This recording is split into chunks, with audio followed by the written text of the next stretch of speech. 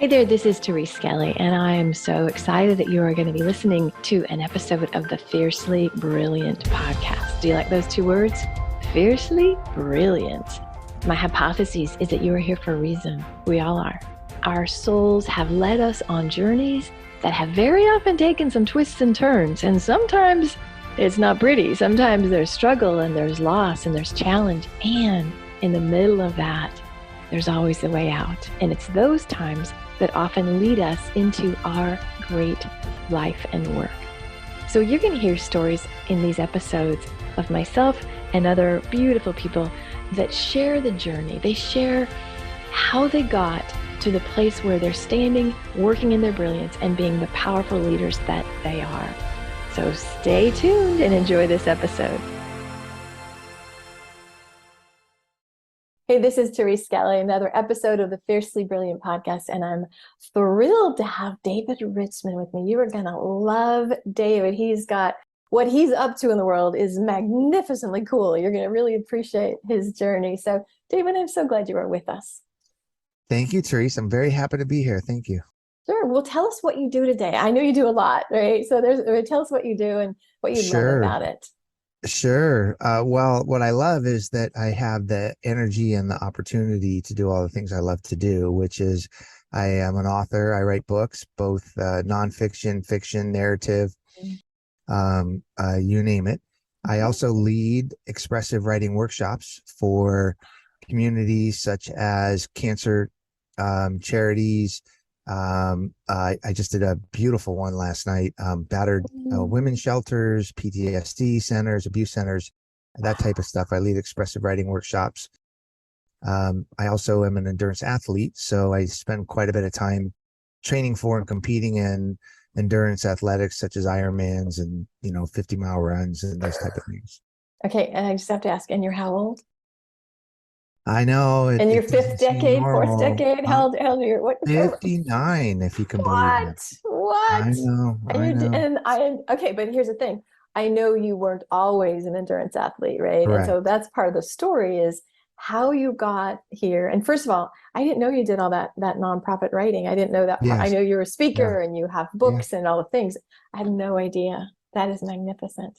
Yeah, I love it. It's probably one of the most soul fulfilling activities I've ever encountered, and every chance that I have to do a workshop, paid or not paid, I figure out a way to do it, and it's beautiful. I absolutely love it. Well, there's something transformative about sharing stories, right? Yeah, So I mean, that's my whole, if you ask me what's your tagline, it's connecting people through storytelling. I didn't know that. Okay. Well, you're going to tell a story of how you got here. Sure. And not in this space. And I have to say, there were some travel things. So David, David is not in his studio. And we're just being real. I got the dog barking. David's like hanging out. He made it work. So I really appreciate you showed absolutely. up. I'm very So happy. tell us your story. How did you get to this place? Because you were not always this healthy, fit, functional man that you are today. Yeah, everybody kind of has that second act. And sometimes the second act is when they leave adolescence and go into their adulthood. Sometimes it's somewhere in their adulthood. Sometimes it's later in life. My second act started when I was in my late 30s. And I had been successful in business. I had, good friends. And I'm not going to say my life was a wreck, but underneath the surface, and pretty much in a lot of ways you could measure, my life was a wreck. I was overweight. I was a smoker. I was completely stressed out. I had no direction in life, no like innate inner purpose. I didn't understand or even contemplate how I interacted with the world. I was pretty observant, but I never kind of interacted with the world. I learned a ton of lessons, but I never ever thought to apply them to myself. I was in a marriage with an abusive alcoholic with 4-year-old twins, and needed to try to find a way to get us to safety. And I was just at this like crazy low point with the low, negative things in my life. And I just at one point, just a few things happened, and I kind of pivoted and started to transform into a different person. Okay, we gotta slow that down just a little bit, right? So Sure. because it's it's easy to get trapped in but I have this job, or I have this house, or I have these Mm-hmm. kids. So how does a man with all the quote obligations, Mm-hmm. because what I heard is I have to get out, and I'm Mm-hmm. assuming that meant ending your marriage or changing the Yep. situation, right? Yeah. What were the thoughts that led you to say, I have to start choosing myself? Like, what was that? Because I think a lot of people are where you are. Everything's okay, Sure. everything's set, but I'm miserable. I'm dying on the inside. Yeah, because what we need to do is to make the other person that we're with, or the boss, or the whatever the situation is that's oppressing us, or that we're allowing to hold us back, we try to fix that situation. We try to say it's going to get better some point. We need to do Mm. everything we can to make it better. And it doesn't become about us. It becomes about the situation. And, I try to fix bad relationships, ones that I chose, or ones that, Yeah, sure. popped up at work, with friendships, matters of the heart, whatever. I try to fix the problems rather than kind of get to the root of the problem. And it was a conversation that I had, Therese, and it stayed with that conversation has stayed with me for more than 20 years. And it was a very simple conversation. I've talked about it 1,000 times, and it Okay. hasn't lessened in its importance in my life. And that is that I was with a friend of mine, Mhm. and I had probably heard this 100 times in one way or another, but I didn't hear it when You I weren't needed to ready. hear it. Right, right, right. Yeah. And I was complaining to Chris, and I said, look, man, I'm so tired of taking this abuse. I'm so tired of being in this position. I'm so tired of not being able to fight back. I'm trying to fix the situation. I can't fix the situation. I got this problem in my life. I got that problem in my life, and blah, blah, blah, blah, blah, blah, blah, blah, blah. Mm. And he said, whoa, whoa, whoa. He's like, dude, let me just tell you something. You're the problem. And I went, the hell are you talking about? Like, what? I am not the It's problem. And I my go on this wife. Have long you not list. seen her? Right. It's the boss. It's the wife. It's the this. It's the Yeah, yeah, that. yeah. And he Wow. said to me, he goes, look, man, here's your problem is you go find this wild rabid dog, and you go to pet it, and it bites you, and you wonder, why did it bite you? He goes, the dog doesn't know any better. Right. The dog, that's what rabid dogs do. That's what wild animals do. You can't bring it home, feed it, and comb it, and then go pet it and expect it not to bite you. He goes, why don't you go home and look in the mirror and figure out what your problem is? Why do you keep trying to go find problems to solve that aren't solvable? Like, what's your problem? And I'm like, whoa, I never thought it was me. I thought it was him. That is a big truth bomb. It is, and like I said, I've probably heard it 100 times, right? Like, you create your own reality, Yeah, your intention yeah. is your reality, and blah, Right, right, you right. hear all this stuff all the time, but until you hear it, like, you don't know what you know Yes, until you yes, know it, yes, and yes. once you know it. Yeah. And so I honestly did, Therese, that night, or maybe it might have been the next night, I don't remember, but it stuck with me enough that I put the kids to bed. I say escape, but we left the house. It was a very volatile, very ugly situation, but they were at safety and I was at safety.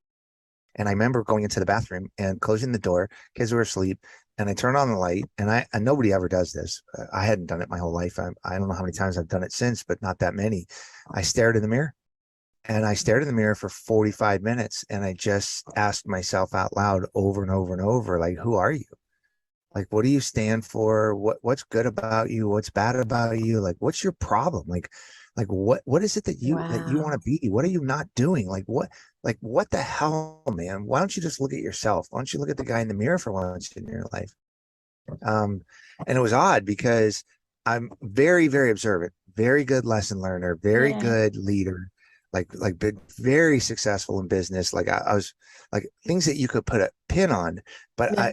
I think at that moment, Therese, is when I like lifted my head up, because I think I was just used to putting my eyes down and Hmm. plowing forward, Yeah, yeah. and not really understanding how if I encountered a roadblock, like I just tried to fix the roadblock. I didn't go, hey, maybe there were signs that said that's the wrong way to go. Like, I just, Right. you know what I'm Right. saying? Yes, yes, yes, yes. And Well, and so, probably isn't so, isn't so I David, men started. of your age, isn't that like you just do? You plow through, you fix, you Yeah, just, right? That's the yeah. thing. Yeah. Yeah. Reality is the reality, and you just got to deal with it. But I no, it's not the reality, Yeah. Nice. you know. And Nice. I didn't know going into it, but that was one. Step one of making a major pivot in your life, of making major transformation. For me, that step one was taking a very real, honest, authentic, revealing, embarrassing, sometimes in a lot of ways, very distasteful and depressing look at myself, because I wasn't anything I wanted to have been. But from the outside, did people look at you and say, he's successful, he's got a wife, kids? Like, was there like a false self that the world was seeing, perhaps? Yeah. Oh, yeah. And that I was living in, I mean, like, it would be crazy. It would be crazy. I'll tell you a story. I don't think I've told this story to very many people, but an example was, how am I going to complain? I got a beautiful boat. I got friends. I got employees that are hanging out the boat. Life is good. My kids, whatever. And I have to keep my kids in the boat because they can't drive home with their mom because she's not able to drive safely. But then everybody's gone, the party's over. And what am I doing? I'm cleaning the boat, being completely miserable. I'm taking care of my kids and bringing them home, hoping that she's passed out so I can put my kids to sleep in a peaceful way and then figure out what I'm going to do with myself. And it's like, I know that's a minor problem in the big scope of things, but like the things that I was dealing with, I had no idea that it was as rough as it was until I looked in the mirror and went, yeah, are you happy? And I said, like, dude, you are not even like 1% happy, not even 1% happy. Like, even being out of that situation, that was not a fix. That was just that was proof that I was not living the life I was supposed to live. So tell her, so number one, your intervention, your friend, God bless Chris. Yes. And for whatever reason, the grace of God, you could hear it. There was an opening, you could hear it. And then you did the inquiry, like, who am I? I love that. Love that. What are the next steps? How did you get out? Because you had to extricate, but then there's a self-growth because you were still the same guy, right? So I was the same guy. The next step. So that was a 45-minute exercise. Now, if I say what percentage of the exercise was that was like 95% of it. Okay. Yeah. I answered those questions. I just realized I was at zero. Step 0 to 1,000 of life. There I was at step 0. Okay. So then step 2 for me, which took a little bit longer, because that'll happen in 45 minutes. I just that on it. Step 2 was a bit of a process, but I just said, screw it. Like cut yourself a break. You didn't know what you didn't know until right now. Forgive yourself. Don't be ashamed. Don't beat yourself up. Right now, you know. So now you know. Now you start. If you don't do well from here, or if you're not aware here, if you're not living with purpose here, if you're not keeping your head up from here, okay, then you can beat yourself up. That's on you, right? Yeah. But right now, just free your mind. Like I was like that. Free your mind. If it sounds stupid, but in your heart, it's authentic, do it. If it feels like you don't belong there, and it's where you think you want to belong, then just let it go. Like, just let it go. And that's more of a process, but it was definitely a mindset where I mean, who doesn't find themselves in a situation where they're trying to fix things, where things aren't perfect, where they don't end up beating themselves up all day long about it? And I think that's it, right? And what I know, David, is whenever we're trying to step forward, the part of our brain that wants to keep us safe, small, and stuck is going to tell you, you have kids, you can't leave. What it's the nagging part that will point out the risk, the error, and continue to perpetuate that. No, stay here. You're safer here. Yeah. And I had a pretty traumatic childhood and some pretty good traumas in my young adulthood. And I had, and we all have this inside voice, this kind of kid voice that tells us, oh, you're so stupid. Why are you always doing this? You're such a moron. We don't talk to anybody the way we talk to ourselves. And especially when it comes to decisions and embarrassments and bad decisions and emotions and trauma, we just don't treat ourselves very well. And I didn't really proactively know I needed to change that inner voice, but I think intuitively I knew that I needed to start changing the dialogue. And instead of saying, you're such an idiot, you don't belong here, I just said, you know what, just let it go. You're not an idiot. You belong here. Nice. You know, Nice. So which is hard. It's hard it's to do. hard when you have evidence that you have been kind of an idiot, right? Or the self-belief, right? And I call that gentleness, right? Compassion, self-compassion, and gentleness. So, because you also, in addition to have the mental misalignment, you had the smoking and the weight so how did you, because today you're the picture of the man that you want to be, right? Pretty much close. How does one go from sedentary couch potato to like Ironman triathlete, crazy physical stuff? Yeah, there's many parts of that, but mostly it is it's an exercise in learning. Okay. And that's what I don't have in common, Therese, with I don't have anything in common with people that already have the answers to everything, that already know everything. You know how you talk with somebody and they complain about a problem and you come up with a solution and they go, well, I'm just not like that. That's not me. I can't do that. And I go, well, it is you if you want it to be. Like, what do you mean? You're just like that. That's just who I am. I don't agree with that. If I could have limited myself by saying, that's it. I'm a 38-year-old overweight smoker who is a bad decision maker and loves trying to find problems that he can't solve. And that's who I am. Just deal with it. Or I could just go, I'm not that. Beautiful. And so the third part of it is learning. And I'll tell you, for me, where the mindset came from. Okay. It's a quick story, but I'll tell it to you. So I didn't know anything about endurance athletics. Okay. I didn't know what it meant to go run a 5K or do a half marathon or do what. I didn't know any of that, but I signed up for an 87-mile rollerblade race from Athens, Georgia to Atlanta, Georgia. Wait. Had you been exercising at all? I had been exercising and I even learned how to rollerblade. And I thought, hey, that sounds kind of fun. Let's go. Let's go crazy. It sounds crazy. Yeah, I didn't know if it was crazy. I didn't have the frame of reference to know it was crazy. This is true. Right? Was it 87 miles at one time? Is it one day? Yeah. Okay. Yeah. Just go from Athens, Georgia to Atlanta, Georgia over the gentle rolling hills. And hey, you can start and finish. And what a fun day. I had no idea what I got myself into, right? So when I get to the start line, Therese, everyone is serious. They're athletes. And I go, oh my God, this is like not a stroll through the park. This is like an athletic event. What the heck am I even doing here? And so I got this big backpack of stuff that I'm carrying, and everybody's got like a water bottle. And I'm like, and I don't even know. I have no idea what's going on. And it's Georgia in the fall, early part of the fall. So it's very, very hot, very humid. And about 30 miles in, which at this point was about 3.5 hours, about 30 miles in, I was done. I hit the wall. Yeah. I didn't know what the wall was, but I hit it. My legs were done.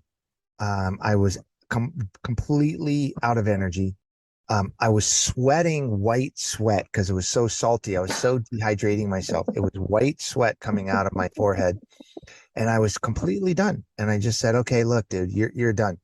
You need to go home, wait for and that's that little van that comes to pick up the last person, put them in and takes them to the finish line because they can't make it on their own. I go, wait for the sag wagon. And then I smiled at myself and I go, oh my God, dude, that's so awesome. Now you can go home. You know what your limits are, and that's it. You know what you can accomplish in life. And I kind of sat there, and then as I'm leaning over my leg, like dealing with the happiness of that thought, I see this line of sweat and I go, oh, but if you just take like one more step, like you're going to learn something. Right. And I go, I'm going to learn. And I go, what? I already know everything I know my limit on every single level, but if I take a step, I'm going to discover something new. And so I took a step and I went, oh, okay. All right. And then I took another step and another step. And then I stopped at the aid station and I asked, like, I think I'm dripping sweat. Like, what do I do? and then I went some more. And then I go to the next aid station and I go some more. And all of a sudden, like 5.5, 6 hours later, I made it to the finish line. And I probably learned like 1,000 things along the way, things I had no awareness of before about myself, about the world, about what I was doing, about what I'm made of, about what I what I could talk myself into and out of. And I don't even know the list of lessons I learned. I went, oh my God, every time you do something new, it's a learning exercise. And that was part 3 for me. Still is part 3, is to transform yourself into the maximum of what you got to be. Is you got to lean into circumstances to say, what can I learn? Right? Even if you set a goal ridiculously above your head and you can't hit it, well, what do you learn along the way? But maybe you could hit it. Right? I had no business doing that race. And at mile 30, I had no business going any further, but I made it to the finish, and I'm just like, wow, look at all the stuff I learned. So I think I think it would have been easy for me and justifiable for me at 38 years old to feel like I knew everything about myself, but I feel like, no, that was step 1. That was your process is so, it's very doable, right? And what I love, David, it wasn't, you got 57 more miles to go. It's just one step. Just one step, right? Because we all can take one next step. But what do you think prevents people from being willing to learn or being willing to take that next step? What do you think is in the way? Well, we all have an ego.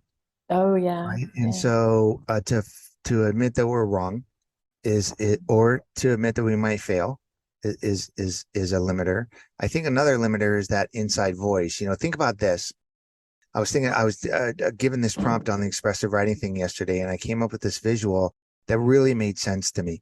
So imagine that you go to a public pool. Everybody that's listening, you go to a public pool, and you're not really like a fan of heights or whatever, but you get up the nerve to say, there's a 10-meter board. I'm going to jump into the pool off it. I'm not going to dive. I'm not going to flip. I'm just going to jump. And you walk up the stairs, and you're starting to shake, and you walk on the platform, and you look down, and you back up, and you're like, oh my God, I'm such an idiot for being up here. I'm so afraid of heights. Oh my God, look at everybody's looking at me because I look so fat in my bathing suit. What the hell was I even thinking? I better get down because I don't know what the hell. I can't go down the stairs because I'll probably fall. So what the hell am I going to do? Right? Who can't identify with that situation? Now, well, absolutely, yeah. Okay, now imagine that you're at that pool and your best friend's 7-year-old daughter climbs up the stairs and is hesitating up there. Do you grab a megaphone and go, hey, you, the one that's so afraid to jump, you're stupid for being up there. We think you're fat in that bathing suit. Do you know how dumb you are? Like, would you ever in a million years talk to another person the way you talk to yourself? No. So long answer to your question is, a limiter is we beat ourselves up so hard emotionally, so hard with our inside voice that it just limits us, because I don't want to get up there and look stupid. I'm a fraidy cat. Everybody's going to think I don't belong. I'm a fat, right? I don't care, whatever limits us. And so if we could change that inside voice and just go, yeah, no, you know what? I belong up here. I'll jump off. I'll figure it out. Love that. There's a concept, this term called modeling.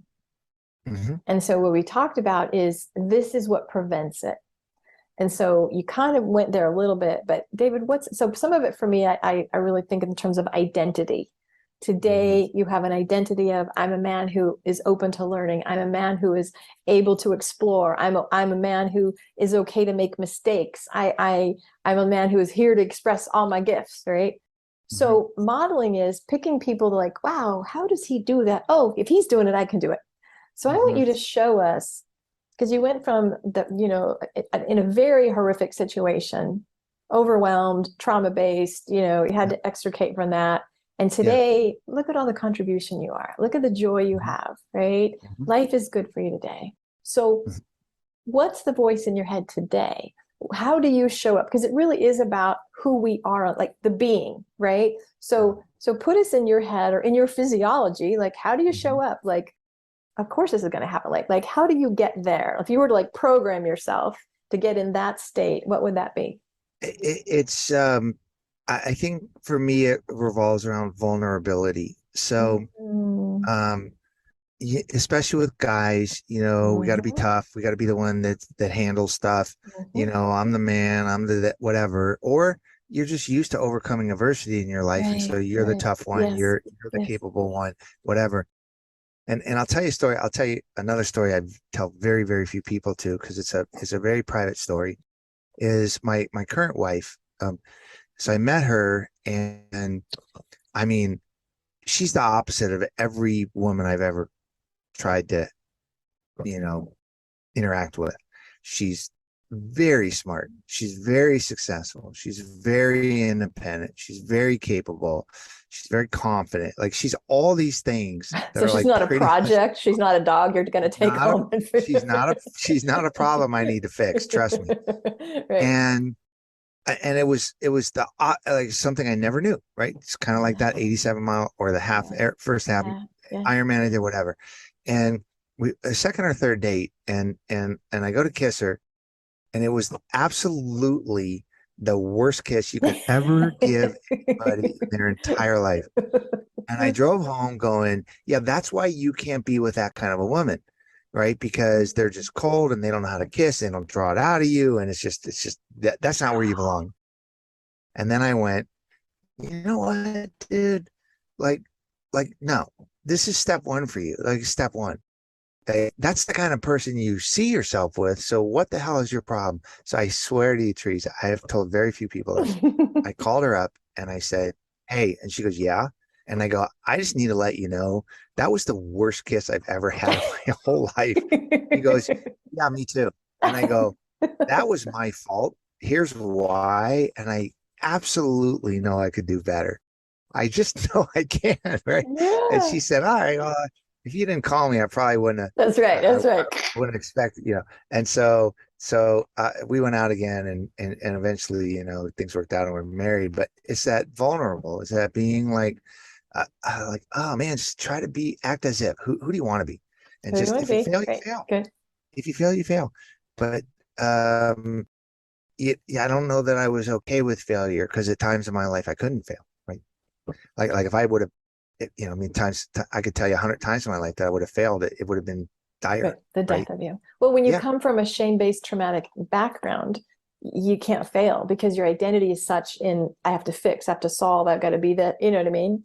And so Yeah. for you now, because you've healed the trauma, it's okay to be vulnerable. It's okay to be goofy. It's okay to like, I'm gonna do something that's crazy and I'll do it or not. It doesn't define your worth. Success or failure is not the definitive for who you are.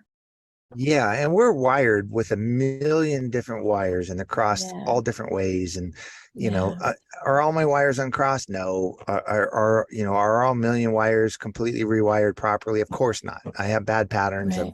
I have issues that I deal with. I'm always willing to learn. I'm always intending to be my better self, learn, forgive myself, pay attention better, pay attention less, whatever the situation calls for. So I'm certainly far, far, far from perfect, but I at least have a better sense of keeping my head up and understanding how I interact with the world, so that I can say, okay, this is a meaningful, authentic purpose that I'm trying to be involved in or be engaged with, so that, I can be proud of myself at the end of the day, which is not any way I thought at all, 20 years ago. Well, it sounds like before it was about achievement. I had to get this, I had to achieve that, show the world this. And so what matters to David today? What is pride? What things that you do that make you like, that is a life well lived? Well, I like it when, we talked about before, like my tagline, what I think defines me, is connecting people through storytelling. And when I cook, and when I do hosting, and when I do workshops, and when I speak on to sales forces and things like that, it's connecting through storytelling. That's the thing that I like the most. So that definitely is what drives me.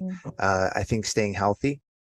I'm still believing, and I know this sounds stupid, and it's not myopic at all, but I really believe that even at 59, my best days are ahead of me. So 100%.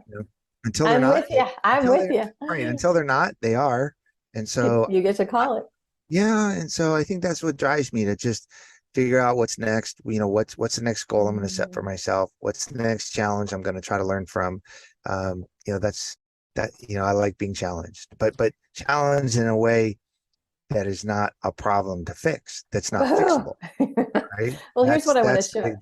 Before it was, you were very external directed. I have to fix that. I have to solve that. I have to be that, right? Mhm. And now you emanate joy, you emanate passion, you emanate contribution, not so that I have to do those stories so that I make the money, so that I prove my worthiness, so that, you know what I mean? It's a very different contribution. So talking about stories, tell them about your book and the cancer journey. And like, that's so the coolest project.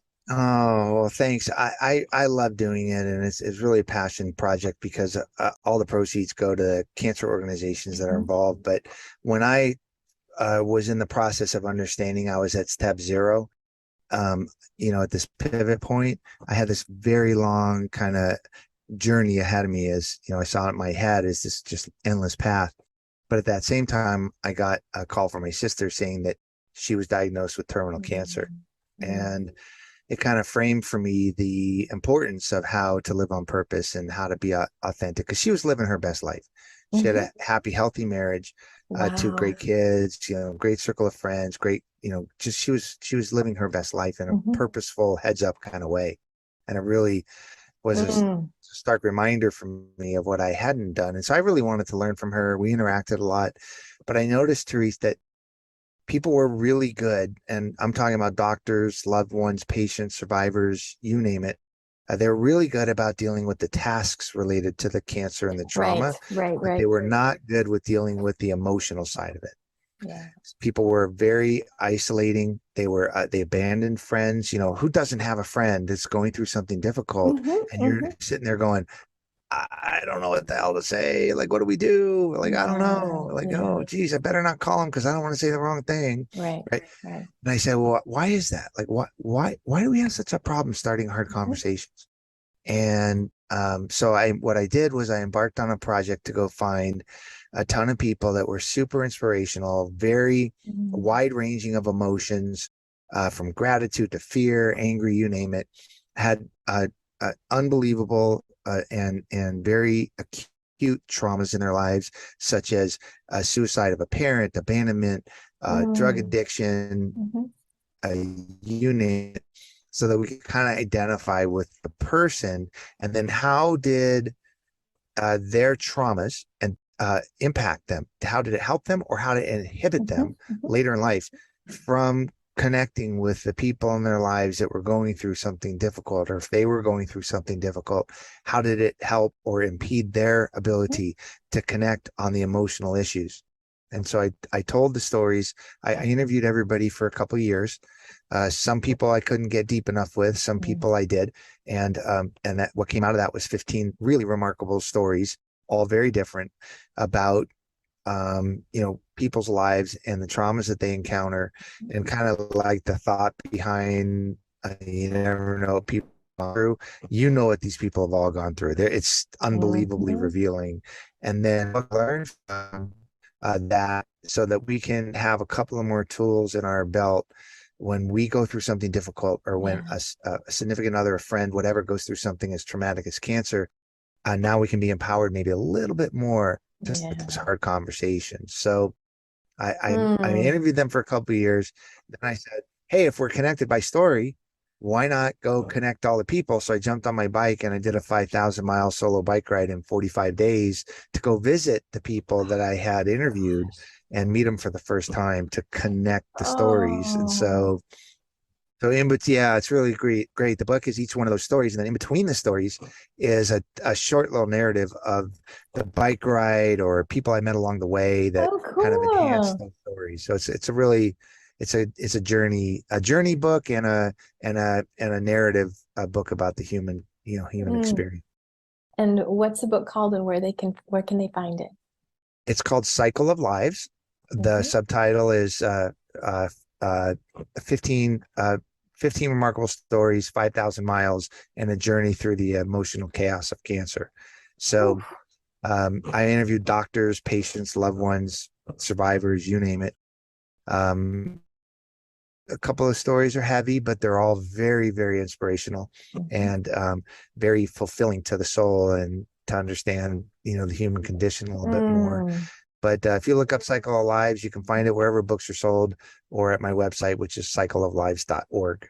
Beautiful. And we'll have all that in the show notes. Yeah, thank you. You're just a beautiful Ah, human. I have so loved this conversation. And what I love is it's one thing when women get on and say, oh yeah, but when a man comes and says, I had to get real, right? Because men have not been given the access. They have not been given permission. So you literally are blazing trails. And you're blazing trails for not just men, but people who they're living in a life that is not in alignment. You show the way out. And it's just, so tell us your 3-step process again. So yeah, and thank you for that. It's very sweet of you, but it's tough because, I mean, it is. You have these thoughts about yourself. The world tells you to be macho or whatever, and I got no problem being macho and taking on whatever. I got no problem with that. But at the same time, I do need to be real and go, you know what? Just because I'm a tough dude, just because I can go run 100 miles or deal with problems at home or whatever, it doesn't mean that I don't have the same issues everybody else did. Just the other day, some friends were talking about some psychedelic experiences, and the guy said, yeah, I found out that everybody is my loving mother. And I started laughing and I went, dude, I don't even know what a loving mother is. Like, are you kidding me? Like, I don't even understand that concept because I had the opposite of a loving mother, right? I go, I don't even know what you mean. So I have my problems. But I got to admit it. I just got to admit it. Exactly. Anyway, so the 3-step process is it's really simple for me. It worked for me. Yeah. A revealing, honest, no holds bar, revealing look at yourself. Who are you? Who do you want to be? What have you gotten done that you're proud of? What have you not gotten done that you're proud of? Where are you in the world? How do you interact with the world? Are you living on purpose? Like, just this kind of 360 assessment of what is my makeup and how am I interacting with the world? That was step 1. That's pretty easy to do. It's hard. I would urge anyone, go stand in front of a mirror and talk to yourself out loud for 45 minutes. It's almost impossible. Yeah, you can't lie at that point. You can't lie, and you probably can't hold back the tears. I mean, there's a lot of nonsense going on. You'll want to walk away from that mirror, trust me. And step 2 for me was just to free my mind, like forgive myself. You can't flip a switch. It's not that easy. But over time, through positive self-talk, through just let it go. Like, dude, just let it go. If you find yourself, for whatever reason, being short with people, and you just don't want to be the kind of person that's known as being short with people, guess what? Forgive yourself. Now you know, move on. Don't be short with people. Don't just say that's who I am. So I think it's that step 2 is just learn how to free your mind, learn how to forgive yourself, learn how to move on. And step 3 is, what can I learn? Like, what can I learn? Everything I do has got to be a learning experience. Like, don't know anything. Okay, I know certain things, but I mean, how wonderful is it to learn stuff and to find out who you are and what you're capable of and how high you should set your goals, or how much higher you should set your goals, or how much more you're capable of. Like, it's really quite amazing. I mean, honestly, I'm a 38-year overweight smoker. I've done almost 20 Ironmans. I've biked 5,000 miles solo across the country. I've done probably 50 runs of 50 miles or longer. And if you would ask me at age 38, looking in the mirror, that's who I'm going to end up being, I would have been like, yeah, maybe you could aspire to run a 5K one day. Like, don't be stupid. But I just, let me learn. And I just learned that that's who I could be. And what a great way to look at the world. Because you could say, I've lived almost 6 decades. I know the things, right? And for you to say, and there's more, like there's that curiosity, there's the magic that gets to unfold. Like, that's how you can say, I know my best years are ahead, because you have intended, you're going to learn even more. And so, David, the way you appreciate and approach life is magnificent. You've had a beautiful demonstration. So, well, thank you. I used to be a big fan of the Twilight Zone, and there's a Twilight Zone episode where this guy gets haunted by death that's in the rearview mirror, and I always think about that. It's sitting in the back seat in the rearview mirror, and I always think about that.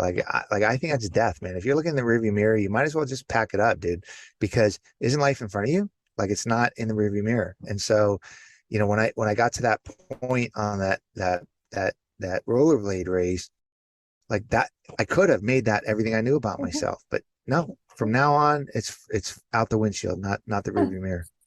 That's the mic drop moment that we end the show on. That was I don't know about magnificent, magnificent. Oh, I'm inspired. I got goosebumps. I'm so inspired. So this show, I never know the names of the show. I never know the titles until then. This show is going to be called Steps to Tangible Transformation, and you are a magnificent demonstration. And you, what a beautiful man. Thank you for your journey. Thank you for your story. I know you have touched a lot of people. So. Oh, thank you. I appreciate the opportunity. And I was excited to talk to you, partly because of your excitement and partly because I knew we'd have a good conversation. And so thank you for doing that, and keep doing what you're doing, because obviously you brought not one, but two stories out of me that are very rarely tell. So I got the touch. I got the touch. Thank you. Doing it. Thank you. And to my beautiful listeners, whew, we're inspired. It's pretty cool, right? Here's what I want you to do. Think of two people who need to know those 3 steps. Think of the people who are stuck, who need to draw the line and say, am I going back or am I moving forward? Share this episode, because you don't know whose life you may change. Just like David's friend Chris said, dude, like you might be that voice. And this episode, in David's words, David's stories might be that voice that helps somebody pivot. So share the episode, reach out to David. We'll have the notes. We'll have his website and all the stuff in the show notes. And peace and blessings. Have a wonderful day. Bye. Hey, this is Therese, and I'm so excited that you were with us today for another episode of the Fiercely Brilliant podcast. You know, if you are inspired to get to that brilliant place, if you heard some wisdom today that made you think, yeah, I need some help in that area, I would encourage you to have a conversation with me. Super simple. You just go to thereseskelly.com/let's connect. It's a no charge, no pressure conversation. And if I can support you to clear the blocks, to really step into that brilliance, oh my gosh, it would be a delight. And I'll be honest with you, we'll just have a great conversation and see where we can take it. Peace and blessings. Bye.